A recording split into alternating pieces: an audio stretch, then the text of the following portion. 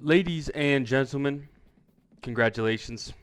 Let's raise a toast to the winners, of which there are many, and the losers, of which there are few. For week one, we made it. We did it.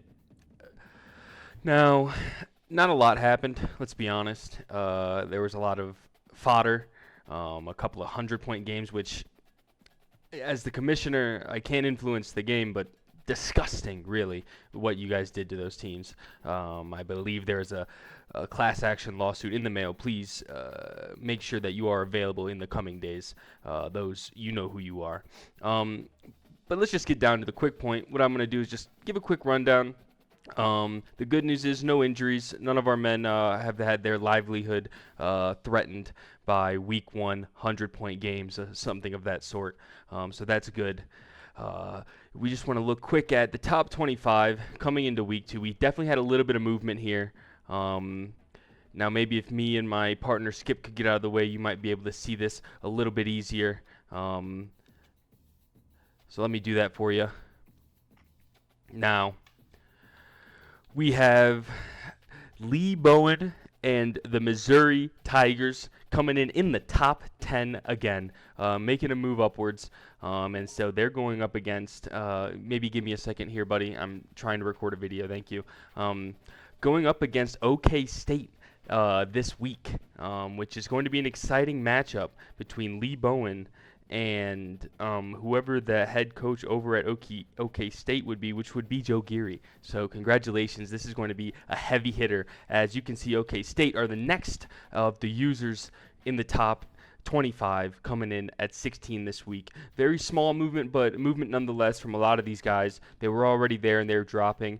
The notable movement is going to be Wisconsin and Auburn, both sneaking into the top 25. Wisconsin managing to get the 25th spot, scoring more points in one game than they have in the last 2 years combined. Congratulations, Ty Last, really turning that dog shit program around. Congratulations again. But for those not mentioned, we can just do a quick look at our schedule and see all the games played last week. Again, a bit of a sleeper, right? There wasn't a ton of user games, so if you can take a quick look here, most of these are boring.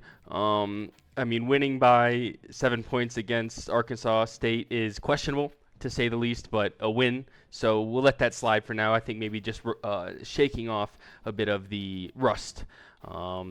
And then we have, of course, the one and only, the user game, only one of week one, in which UCF, led by yours truly, Gavin Goldsby, won the title, the crown of Florida, which is just the exact paper Burger King crown that the racist guy wore on the plane. It's just that, but it is now on my head. So it was a formidable opponent, Mark Kagerman in Florida. I think they're going to do great stuff if they get rid of that terrible quarterback, Graham Mertz. I heard rumblings out of the locker room that post-game, Mark Kagerman had Graham Mertz in a headlock, putting his head in the bronze statue of the Gatorhead and trying to close the mouth, which you cannot do, but he was doing his best.